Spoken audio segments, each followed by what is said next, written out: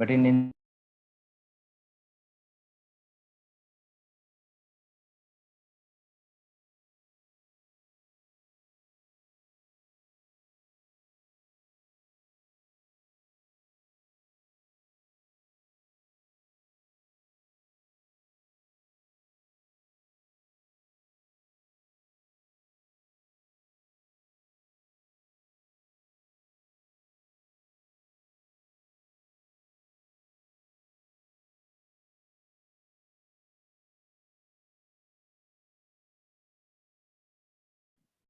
hello.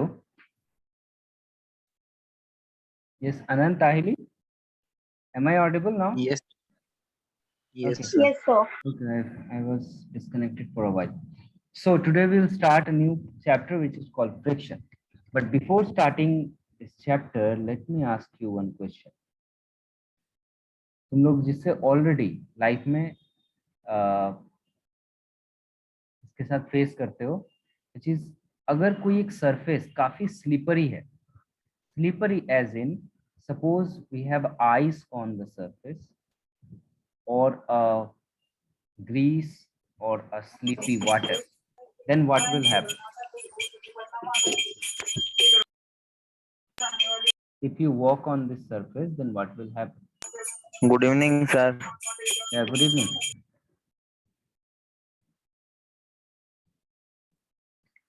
If the surface is very, very, very smooth or slippery and you try to walk on it, so would you walk easily or not? So it will be difficult to walk on it. Why? This is the question. Why? Why it is difficult to walk? So Actually, yeah, sir, yeah. sir, I sir, I have to tell one thing. In my school, it is told that this laws of motion chapter and chapter 6 will not come in this term. It is in the second term. So chapter 7 will be studied. Law of motion already we started, so we have to finish it, right? As we already started, so Okay. we have to finish it. So in 2 lectures, I try to complete friction.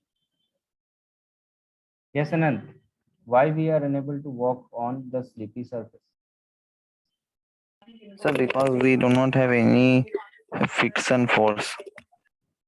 We do not have any friction force. Okay, anyone else?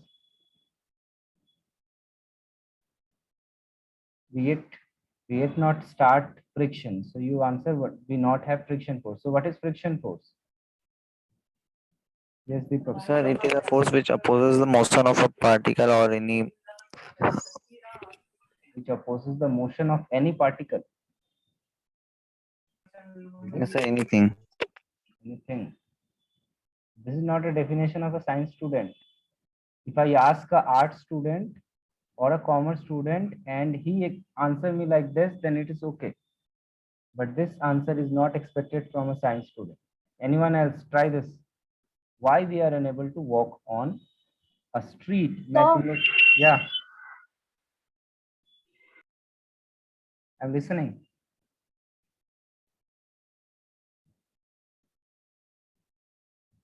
so can I define friction force? Yes, please define. So, friction force is the opposing force that is created between two surfaces that try to move in the same direction or try to move in the opposite direction. Okay. Close to the answer. Yes. First of all, it is a depend on the surface or act between the surface of attached. So ये होता है friction. इसके ऊपर एक video में दिखाने वाला था तुम लोग को, बट अनफॉर्चुनेटली वो वीडियो मेरे पास फिलहाल नहीं है. सो फ्रिक्शन क्या है? Friction is a called a necessary evil. इसको हम लोग बाद में आते हैं. Very important term. Friction is को also called your a necessary but evil force. जरूरी भी है और इसकी वजह से प्रॉब्लम भी आता है. तो ये है क्या?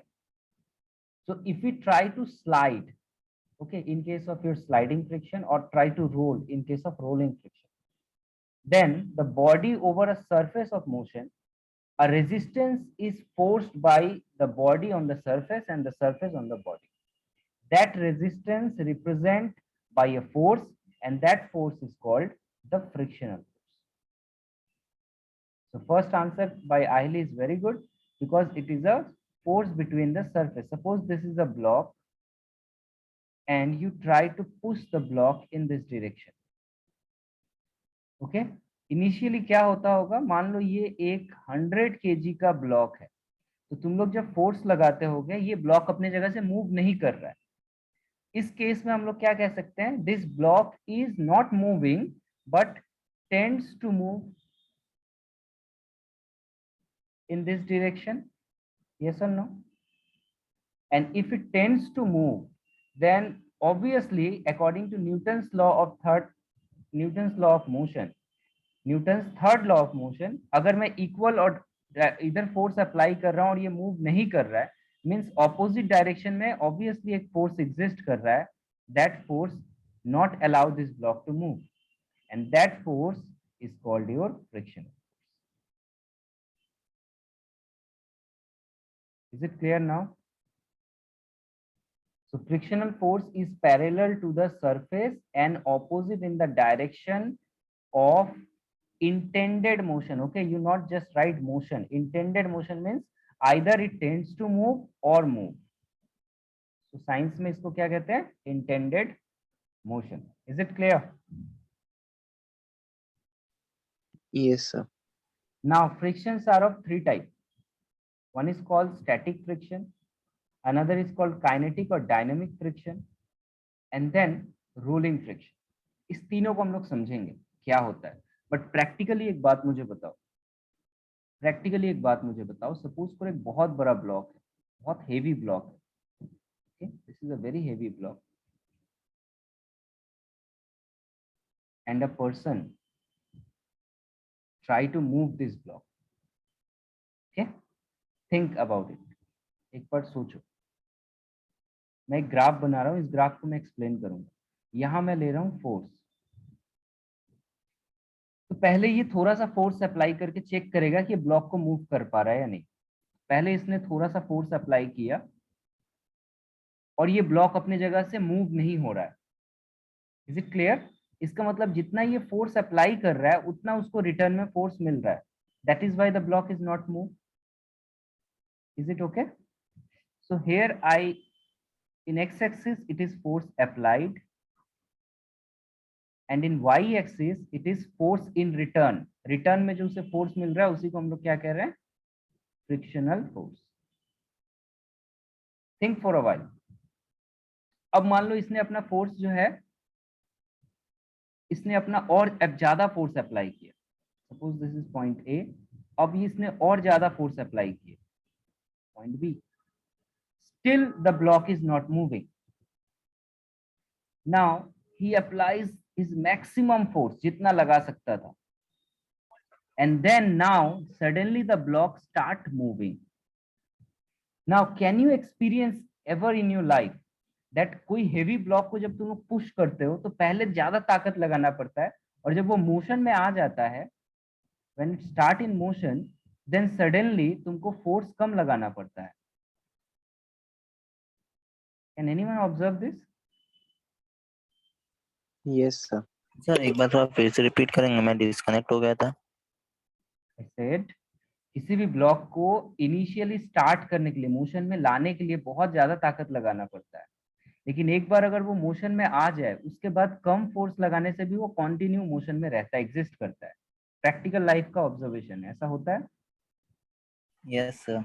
ऐसा क्यों होता है, यही मैं ग्राफ बना रहा हूँ कि अगर मैं फोर्स अप्लाई कर रहा हूँ तो मैं पहले कम जीरो फोर्स लगाया, फिर थोड़ा ज्यादा फोर्स लगाया, फिर और ज्यादा फोर्स लगाया, तो मैं जितना ज्यादा फोर्स लगा रहा हूँ रिटर्न में मुझे उतना ज्यादा रिप्लाई भी मिल रहा है. That is why the block is not moving. एक ऐसा पॉइंट आ जाता है जिसको हम लोग कहते हैं limiting point. This is called limiting point. When the block is just start to motion, just start, जैसे ही मोशन स्टार्ट होता है, मेरा जो फोर्स मैं लगा रहा था, मुझे कम फोर्स लगाने से भी काम मेरा चल जाएगा. तो इस तरह का एक ग्राफ जो बन रहा है, इस ग्राफ को हम लोग कहते हैं फ्रिक्शनल फोर्स का ग्राफ. और यहाँ पे ही ये तीनों चीज डिफाइन हो गए, static, dynamic and rolling, all are defined from this graph. किसी को प्रॉब्लम है इस ग्राफ में? एनीवन? No sir. सर इसका ग्राफ में ये एक समय के बाद फिर कांस्टेंट हो जा रहा है ना जाकर के। बिल्कुल बिल्कुल, यहाँ पे देखो वही मैंने यहाँ लिखा है। तो ये क्या हो रहा है अभी जो मैंने बताया, when frictional force between the surface is proportional to the applied force, obviously the frictional force between the surface is proportional to the applied force. Frictional force is not a constant force, remember अभी अभी मैंने क्या बताया, it is the reaction force. So जितना sir एक बार back action, वाला slide दिखाइए ना। यहाँ मैं बना रहा हूँ, चेक करो। When we apply a force, then we get return frictional force between the surface. So this frictional force is proportional to the applied force. जितना ज्यादा मैं फोर्स अप्लाई कर रहा था उतना ज्यादा मुझे फ्रिक्शनल फोर्स मिल रहा है। लुक हियर, जब मैं जीरो फोर्स अप्लाई कर रहा हूँ तो जीरो फ्रिक्शन दे रहा है। जब मैं फोर्स सपोज यहाँ पे ज्यादा अप्लाई कर रहा हूँ तो मुझे फ्रिक्शनल फोर्स भी ज्यादा मिल रहा है। मैं और फोर्स अप्लाई करूंगा और मूव करेगा। कब तक ऐसे बढ़ते रहेगा? इंक्रीज करते करते कब तक इंक्रीज करेगा? when finally the body start in motion.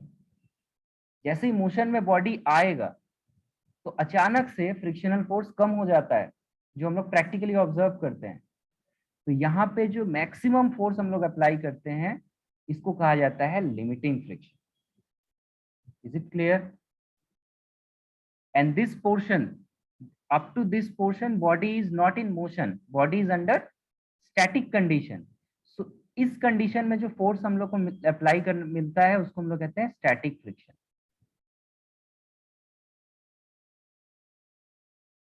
Is it okay और नो? पहले Yes, sir. स्टैटिक फ्रिक्शन समझ में आया आहिली? Is it clear to you? Yes, sir.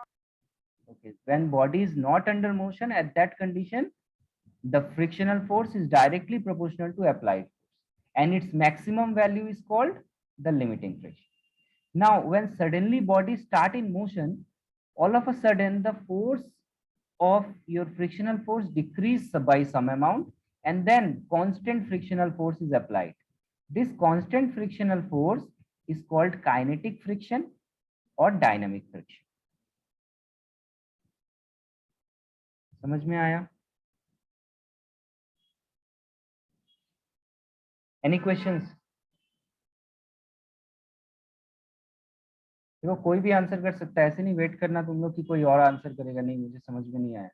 Question पूछोगे, तुम्हारा क्वेश्चन दूसरों को भी बेनिफिट करता है। ये ग्राफ समझ में आया ना? एग्जाम में इसको एक्सप्लेन करने पूछता है, explain the applied force versus frictional force graph. इसका पूरा मतलब एक्सप्लेनेशन आएगा। Yes, sir. एंड यहाँ से लिमिटिंग फोर्स का डेफिनेशन पूछता है, तो लिमिटिंग फोर्स का डेफिनेशन के लिए आपको एक ग्राफ बनाना पड़ेगा। तो static friction we already discussed, let's see one more time. The opposing force that come into play when one body is tends to move, okay, look, not moving, tends to move over the surface of another, but actually motion has yet not started. Motion अभी तक शुरू हुआ ही नहीं है। इस तरह के जो फ्रिक्शन को हम लोग स्टैटिक फ्रिक्शन कहते हैं। इस वक्त जितना मैं फोर्स अप्लाइड करता हूं उतना ही मेरे को रिटर्न में फ्रिक्शनल फोर्स भी मिलता है कि नहीं? अभी हम लोग यहाँ देख रहे थे, जितना मैंने अप्लाइड फोर्स किया उतना ही मुझे फ्रिक्शनल फोर्स मिल रहा है। It is directly proportional. Is it okay this point? And what happen if I am not applying any force? अगर मैं कोई फोर्स अप्लाई ना करूं तो मुझे रिटर्न में कितना फ्रिक्शनल फोर्स मिलेगा? सर कोई भी फ्रिक्शन फोर्स नहीं मिलेगा। एग्जैक्टली, तो वही सेकंड पॉइंट है। Look at it, if a body is at rest and no pulling force is action on it, then force of friction is also zero. Okay, now very very important thing, तो इसका मतलब static friction जो है ये fixed नहीं होता, ये varying होता है, सेल्फ एडजस्टिंग फोर्स होता है, खुद ब खुद एडजस्ट हो रहा है। आप फोर्स बढ़ा रहे हो तो रिटर्न में स्टैटिक फ्रिक्शन को एफएस से डिनोट करते हैं, एफएस भी इंक्रीज होते जा रहा है। जब मेरा फोर्स मैक्सिमम अप्लाइड में करूंगा उस वक्त जो फ्रिक्शन होगा उस फ्रिक्शन को हम लोग कहते हैं limiting friction effect. Is it okay? I repeat same thing several time, now I don't think किसी को डाउट होना चाहिए। So now law of static friction is very important. Law of static friction state that, law of static friction state that the magnitude of this maximum frictional force ऐसा नहीं हर static friction के लिए नहीं, maximum static friction को हम लोग क्या कहते हैं? Yes So limiting friction. yes, maximum static friction is called limiting friction. So we can write like this, Fs max, or we write it like Fl, limiting friction. So limiting friction is directly proportional to this normal force. इसका जो normal reaction force होता है surface का, हम लोग n से denote करते हैं, बहुत सारे बुक में इसको r से डिनोट किया जाता है, तो हम लोग जिसको फॉलो कर रहे हैं वही लिखेंगे. This frictional force or maximum frictional force is directly proportional to the normal reaction force. अगर प्रोपोर्शनल का साइन यहाँ पे रिमूव करोगे तो एक कांस्टेंट आएगा, right? This constant is called mu S, where mu S is called your coefficient of static friction. Is it clear? Yes sir. Just write down. Sir ऐसा भी हो सकता है ना कि फ्रिक्शन जो हम लगा रहे हैं एक बॉडी, मतलब हम जो फोर्स लगा रहे हैं एक बॉडी में, उससे ज्यादा फ्रिक्शन हम लोग के ऊपर अप्लाई हो रहा हो? नहीं नहीं, ऐसा नहीं हो सकता. ऐसा होता तो सोचो क्या होता. इसका मतलब बिना फोर्स लगाए तुम पीछे की तरफ वापस चले जाते, खड़े खड़े तुम सोचो पीछे की तरफ ट्रेवल करने लगे. Is it possible? Newton's law of motion को वैलिड करना होगा. Okay, this is called coefficient of your static friction. Coefficient of static friction. And obviously इस फिगर में देख सकते हो, it is the applied force direction, this is the direction of motion or tends to motion,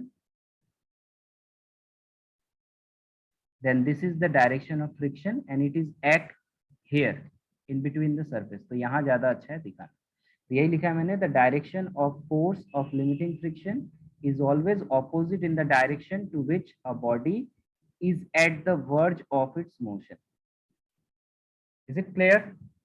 याद रहेगा ये formula, FL is equal to mu S इसका मतलब क्या होगा जो लास्ट लाइन लिखा हुआ है सर? मतलब बॉडी जहां पे अभी मूव करना चाह रहा है, ठीक है, जिस दोनों बॉडी के कांटेक्ट पे ये एक्ट करता है ऑपोजिट डायरेक्शन में when the body tends to motion. This is the meaning of this. Okay sir. Next, ये डेफिनेशन तुम लोग से पूछ सकता है कि what is the definition of your coefficient of static friction. So we just write down like this, that FL is equal to mu s into normal reaction. So from here we write down as mu s is equal to your FL by n. So इसका definition क्या हो जाएगा? It is the ratio of limiting friction to the normal reaction. Is it okay? Just यहाँ से मैंने ratio ले लिया, FL by Yes, FN. इसका डायमेंशन क्या होगा? Anyone write down it's M0 L0 T0. Yes, it is dimensionless. ये dimensionless है, M0 L0 So it is ratio. Yes, because look, F जो है ना फोर्स और नीचे है नॉर्मल रिएक्शन फोर्स, दोनों ही फोर्स का यूनिट होता है. So force cancel out, newton cancel out, so it has no unit. Third point is very very important, mu S का वैल्यू जो होता है ये 0 से 1 के बीच में होता है. रीजन यहाँ पे तुम लोग देख रहे हो ग्राफ में, ये ग्राफ में तुम लोग को पता चलना चाहिए ये क्यों होता है. क्योंकि अभी जो तुम क्वेश्चन पूछ रहे थे दीपक, दैट मेरा फ्रिक्शनल फोर्स क्या कभी भी अप्लाइड फोर्स से ज्यादा हो सकता है? The answer is no. Okay, and that is why frictional force normal reaction से भी ज्यादा नहीं हो सकता. इसीलिए एफएस म्यू एस का वैल्यू ऑलवेज फ्रैक्शन होता है in between 0 and 1. Fourth point, mu S जो होता है ये मटेरियल डिपेंडेंट होता है. आप कैसा मटेरियल यूज कर रहे हो इंटरफेस पे. जैसे कि ज्यादा हाईली पॉलिश्ड सरफेस है या फिर रफ सरफेस है, ठीक है, या फिर वेट है या ड्राई है, और उसका मटेरियल किस क्वालिटी का है, जैसे ग्रेफाइट। सपोज करो अगर मैं किसी सब्सटेंस को ग्रेफाइट के ऊपर रखूं, ओके, ये भी कार्बन का एलोट्रॉप है ग्रेफाइट, और मैं इसको वुड ब्लॉक के ऊपर रखूं, कौन ज्यादा स्लिपरी होगा? और मैं आइस के ऊपर रखूं, सपोज यू हैव 3 एग्जांपल्स, कौन ज्यादा स्लिपरी होगा with same amount of force F I apply? Sir ice ज्यादा स्लिपरी होगा। Okay, one person is called ice. Suppose now ice is not available. These two are available then? Sir अगर would block जो है एकदम smooth है तब फिर वो ज्यादा स्लिपरी हो जाएगा। नहीं, बहुत ज्यादा स्मूथ है फिर भी नहीं होगा, बहुत ज्यादा सर स्मूथ ग्रेफाइट है उससे ज्यादा फिर स्मूथ होता है भी सर। नहीं होगा, क्योंकि ग्रेफाइट क्या होता है ना, ग्रेफाइट के ऊपर कार्बन का लेयर्स होता है, 2 डायमेंशनल लेयर, और ये लेयर आपस में स्लिपरी होते हैं। तो इसीलिए ग्रेफाइट को बड़े बड़े मशीन्स में एज अ ल्यूब्रिकेंट के तौर पे यूज किया जाता है, because it is very slippery in nature, the inter layer are slippery. Pencil के टिप पे हमारा ग्रेफाइट होता है, जब उसको तुम लोग इसीलिए लिखते सर हो, लिख जाता है। yes, उसमें निकल जाता है। So that is why graphite is slippery. So this mu s is depend on the material nature and as well as the nature of the surface, whether it is smooth or polished or non-polished or dry or wet, etc., etc. And the last point is very, very important, is this mu s, that is coefficient of static friction, is not depend upon the area of contact. तुम लोगों से ऐसा ऐसा घुमा फिरा के question पूछेगा कि एक ऐसा बड़ा सा ब्लॉक है जिसका एरिया ज्यादा है, लाइक दिस, और एक छोटा ब्लॉक है लेकिन दोनों का नॉर्मल रिएक्शन सेम है, जैसे मान लो दोनों ही 1 kg के हैं, ये वुडन ब्लॉक है बड़ा सा और ये आयरन ब्लॉक है, both of mass 100 kg. So if their masses are same, then their normal reaction is also same. Yes sir. So both have same normal reaction. So can, अगर तुम इसको move कर रहे हो, so can we get the same limiting friction or different limiting friction? Sir same limiting friction. Same limiting friction, because this limiting friction is depend on this normal reaction force and Yes. not on the area of contact. This is very very important. यहाँ से देखना, बहुत interesting question frame होते हैं, especially your IIT JEE. Sir लेकिन अगर wait ज्यादा होगा तब फिर चेंज हो जाएगा ना? Yes, and your Friction. NEAT. Yeah, if weight is changed, then obviously friction is changed because normal reaction will be changed. Is it clear? Coefficient of static friction, everyone? Yes sir. Yes sir. Yes, sir. Okay, next is your kinetic or dynamic friction. From this graph, we come across this term. When the body is under motion, then there is a constant frictional force act on the body. This is called your kinetic friction. और kinetic friction जो होता है वो static friction से small होता है, यहाँ से देख के समझ में आ रहा है। सबसे ज्यादा क्या होता है हमारा limiting friction. Static limiting friction. हाँ, limiting friction जो होता है वो सबसे ज्यादा होता है, और ये एक स्पेशल केस है हमारा static friction का, और उससे कम होता है हमारा kinetic friction. डायनामिक। तो यहाँ पे एक बार देख लेते हैं काइनेटिक फ्रिक्शन को। यहाँ जो अभी मैंने बोला वो यही लिखा हुआ है, if the applied force is further increasing then and sets the body in motion, the friction opposite the motion is called the kinetic friction. This is always constant, okay, and kinetic friction is also depend on your normal reaction, means Fk is also proportional to n. यहाँ पे भी एक proportionality constant आएगा. Now this time it is not mu s, rather it is mu k. Mu k is called coefficient of kinetic friction. So mu k is what? Yes. It is coefficient of kinetic friction.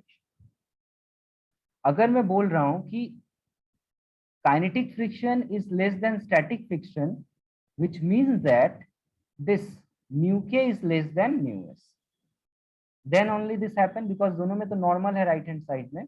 So obviously mu k should be less than mu s.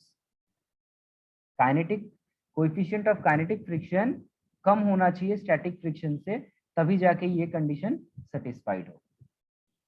Is it okay? Is it okay? Yes sir. Again mu के जो है Yes, sir. हमारा, mu के जो है ये भी nature of surface पे डिपेंड करता है, मटेरियल पे डिपेंड करता है, एज वेल एज एरिया पे डिपेंड नहीं करता, जैसे हम लोग पीछे पीछे पढ़े थे, यहाँ भी सेम होगा सर कोई भी फ्रिक्शन एरिया पर नहीं डिपेंड करता ना? ना, कोई भी नहीं डिपेंड करता है। Now next is your rolling friction. I don't know तुम लोग अभी इसको समझ पाओगे कि नहीं। नहीं सर, ये सुना है सर, ये पढ़ा भी है सर। एक बार थोड़ा इसको सुन लो। रोलिंग फ्रिक्शन क्या होता है? ये एक्चुअली मैं क्यों बोल रहा हूँ, दो टाइप का होता है। कंफ्यूजन यहाँ पे बाद में आएगा, फिलहाल अभी मैं वो कंफ्यूजन नहीं लाऊंगा, तुम लोग इसको ध्यान से सुनो। Rolling friction means what? Suppose you are, दो तरह से हो सकता है। तुमने एक बॉल लिया, पहले ये सोचो, इस बॉल को तुमने ऐसे थ्रो किया एक प्लेन सरफेस के ऊपर कि जाओ मूव करो, एक बॉल है ये, तुमने इस पे फोर्स अप्लाई किया और फोर्स अप्लाई करके इसको थोड़ी दूर तक लिया, ऐसे रोल कर दिया। Then my question is why it stop after some time. Suppose ये डिस्टेंस एस ट्रेवल किया और फिर फाइनली जाके रुक गया यहाँ पे, क्यों रुका? Who stop? सर क्योंकि वो धीरे धीरे अपना जो फोर्स है उसको लॉस कर रहा था सर। कैसे लॉस कर रहा था? वही तो क्वेश्चन है, क्यों लॉस कर रहा है? Obviously there is a opposite energy, resistance है। there is a Yes, opposite sir. resistance which act on the ball. अगर मैं मान लेता हूँ यहाँ Yes, कोई sir. एयर नहीं है, कोई एयर रेजिस्टेंस नहीं है, no air, it is under vacuum condition, then obviously this ball The इधर अगर मेरा, material is providing resistance. Yes, इधर अगर मेरा मोशन है तो ऑपोजिट डायरेक्शन में मुझे एक फोर्स अप्लाइड हो रहा है, that force will stop this motion, this kind of motion when the body is under rolling condition, this is called your rolling friction. Okay, book में कंफ्यूजन ये होता है, मैं इसलिए बोल रहा हूँ कि यहाँ देखो, यहाँ डायरेक्शन ऑफ रोलिंग फ्रिक्शन किधर है? इस डायरेक्शन में, और यहाँ पे ये रोलिंग फ्रिक्शन का डायरेक्शन क्या है? इस डायरेक्शन में। तो ये कंफ्यूजन था, इसलिए मैं बोल रहा हूँ कि ये तुम लोग को थोड़ा फिगर आउट करने के लिए मैं टाइम दे रहा हूँ, नेक्स्ट क्लास में इसको एक्सप्लेन करूंगा। सो रोलिंग फ्रिक्शन का एग्जांपल अभी जैसे मैंने बताया, when a soccer ball is kicked, it stopped after rolling on the ground. Similarly, a golf ball will be stopped after some time. These are the example of rolling friction. Okay, now this rolling friction is directly proportional to the normal reaction. Again, this rolling friction is also directly proportional to your normal reaction, and it is inversely proportional to the radius of curvature. जितना छोटा radius होगा उतना ज्यादा friction force feel करता है, and obviously smoother Yes, sir. surface होगा तो ये और कम हो जाता है friction. So like here, same thing, rolling friction is proportional to normal reaction. This time the coefficient come, this coefficient is called coefficient of rolling friction. Is it clear? Mu r is called coefficient of rolling friction.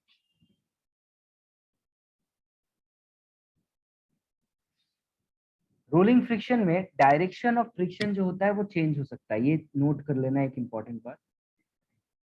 Direction of friction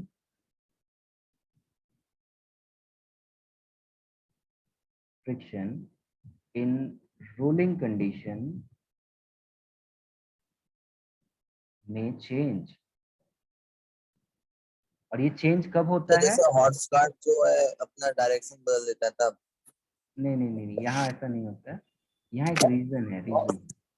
पहला बात तो ये ध्यान से सुनो, ये मेरा एक सपोज व्हील है कार का, व्हील ऑफ कार और cycle. Now suppose it moving freely, ये फ्रीली मूव कर रहा है, now it is under free motion. Sir वो बीच की तरफ मूव कर गिर जाता है अपने आप से? No, not like that. Free means इसके ऊपर तुम फोर्स जो है इसको अप्लाई नहीं कर रहे हो घुमाने के लिए, ठीक है ना? इसके ऊपर इस डायरेक्शन में तुम फोर्स ऐसे नहीं लगा रहे हो, ऐसे फोर्स नहीं लगा रहे हो उसको घुमाने के लिए, ये जस्ट अपने तुम ऐसे इसको रोल कर रहे हो और ये मूव कर रहा है। तो जब तुम रोल कर रहे हो और मूव कर रहे हो तब इसमें ऑपोजिट डायरेक्शन में फ्रिक्शनल फोर्स लग रहा है, एंड एज ए रिजल्ट ये क्या हो रहा है, आफ्टर सम टाइम स्टॉप हो जा रहा है. Is it okay Anant, is it okay? Yes sir. Yes, sir. Now take another condition. Cycle में हम लोग क्या करते हैं, जब तुम लोग साइकिल चलाते हो तो साइकिल का जो रेयर व्हील है, पीछे वाला व्हील, उसके ऊपर चेन लगा रहता है और चेन लगा के तुम इसमें फोर्स अप्लाई करते हो. Now in this direction force is applied in this direction, जिसके वजह से ये व्हील घूमता है, ताकत लगाना पड़ता है. और यहाँ पे सरफेस है इन दोनों का, और यहाँ पे तुम इसको फोर्सफुली इधर पुश कर रहे हो, इधर पुश कर रहे हो इसको फोर्सफुली इन दिस डायरेक्शन. तो फ्रिक्शन किस डायरेक्शन में लगना चाहिए? सर ऐसे ऊपर की तरफ वर्किंग बोल। No, friction will act in this direction. And as a result, the vehicle or the cycle is start moving. Is it clear or not? Cycle पे Yes, तुम sir. जब साइकिल पे जब पैडलिंग करते हो, when you are doing pedalling, then pedalling करते वक्त जो रेयर व्हील है उस पे तुम फोर्स लगाते हो कि वो तुमको आगे लेके जाए. जब तुमको कोई चीज आगे लेके जाएगा उस वक्त तुम उसको इस डायरेक्शन में फोर्स लगा रहे हो कि रिटर्न में frictional force will support you. और जब सामने वाला व्हील है, साइकिल का जो सामने वाला व्हील है, उस पर तुम फोर्स नहीं लगाते, वो तो अपने आप चलता है पीछे वाले के ताकत से. तो वो फ्री फॉलिंग वाला कंडीशन हो जाता है, फ्री मूविंग वाला. ठीक है, this is called free rolling and this is called force rolling. Is it clear now? So is it clear now? This Yes, sir. direction here, the direction is given in this direction, and in this figure, the direction is given in this direction. Can you distinguish why? Sir, Ahili? this is force friction. Yeah, Ahili, is it clear to you? Why the direction of rolling friction change?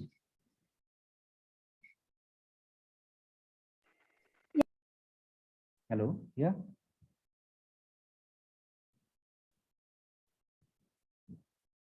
Is it clear or not? You told yes, sir.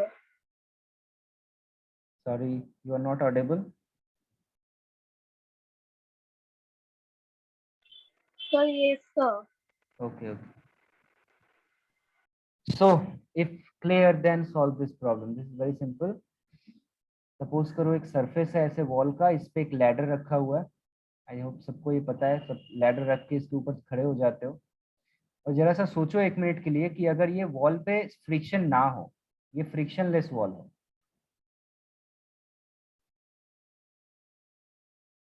तो क्या होगा? और ये frictionless bottom हो, surface हो. Sir सीढ़ी पीछे तरफ भाग जाएगा बहुत तेजी से। यस, अगर तुम लोग इसके ऊपर अगर दोनों फ्रिक्शनलेस हो और इसके ऊपर अगर सीढ़ी रख दो तो सीढ़ी ऐसे रहेगा क्या? नहीं रह सकता, क्योंकि जब आप सीढ़ी रखते हो तो ये सीढ़ी है अपना वेट का एक पोर्शन नीचे की तरफ अप्लाई करता है और इसको रिटर्न में एक फ्रिक्शन फोर्स ऊपर की तरफ मिलता है. This friction force is responsible for your action. Similarly यहाँ पे ये इस डायरेक्शन में एक फोर्स अप्लाई करता है बाहर की तरफ और इधर में इसको एक फ्रिक्शनल फोर्स मिलता है. So this frictional force will hold this ladder. So this question is from this type of question conception. If a ladder is weighing 550 Newton is placed against a smooth vertical wall having coefficient of friction between it and floor is 0.3. So its weight is given, that is mg is given 250 Newton, and we know mass and your reaction force are in the same direction, and static friction is Yes, given. sir. Coefficient of static friction is given, it is 0.3. Then what is the maximum force of friction available at the point of contact between the ladder and the Sir, floor? 75 Newton. It is 75 Newton. And everyone solve this. Solve करो जरा सब कोई. Yes, sir. 75 Newton. देखो कितना आसान question है. ये question AIIMS में पूछा गया था. 2002 में। ओके, सो ऑब्वियसली यहाँ पे स्टेटमेंट जो लिखना होगा तुम लोग याद रखना, तुम लोग को बोला है मैक्सिमम फोर्स ऑफ फ्रिक्शन, तो तुम लोग लिखोगे as maximum force of friction is what, your limiting friction, and we know limiting friction is represented by this, and here normal reaction force is nothing but the weight applied, which is 250, so the answer is 75 Newton. Correct. Go for this. Sir Yeah, sir मुझे कुछ पूछना था बोलो। Sir. वो जो rolling friction का जो formula था sir, mu R M G, हाँ सर, तो यहाँ पे तो रेडियस का भी इफेक्ट होता है इनवर्सली प्रोपोर्शनल, तो यहाँ पे नहीं यूज हुआ है। रेडियस का इफेक्ट होता है, उसको हम लोग तुम्हारा इसमें नहीं मापते हैं। रेडियस का इफेक्ट क्या होता है, वो सरफेस पे डिपेंड करता है। अगर तुम्हारा छोटा सरफेस रेडियस हुआ, ये सोचो ये छोटा हुआ, तो ये जो सरफेस है ना, ये बार बार रोल कर रहा है इसके ऊपर, छोटा सा सरफेस। और Yes, जब sir. बड़ा सरफेस होता है तो ये सरफेस को वापस आने में टाइम ज्यादा लगता है, इसलिए radius of Yes, so curvature पे circumference डिपेंडेंसी। की वजह से सर होता है। ठीक है, लेकिन इसका जो एक्चुअल रीजन, जो फोर्स 1 सेकंड पे लग रहा, at 1 second at a particular time, that is depend on the its normal reaction only. At an instant कितना frictional force काम कर रहा है, that will depend on normal reaction and not on the apparatus. Okay? Yes, sir. तो हमारे school के teacher ने इसी फॉर्मूला को लिखा बाय आर कर दिया था, इसलिए मैं पूछा था। By R. हाँ सर, उसमें इनवर्सली प्रोपोर्शनल रेडियस था तो उन्होंने वैसा कर दिया। लेकिन at a particular time its radius पे डिपेंड नहीं करता है। ठीक है, पर्टिकुलर टाइम जो है ना, उस पर वो रेडियस पे डिपेंड नहीं करता है, वो अलग कॉन्सेप्ट है। ये कंडीशन क्या होता है ना, ये फोर्स तब हम लोग तब अप्लाई करते हैं when we keep radius constant. Okay, when the radius is constant for different body, then this formula is applied. If radius is different, then there is another definition. Okay, then I'll send you another link to join. There we solve some Okay, sir. problem. Okay. Sir. Yeah.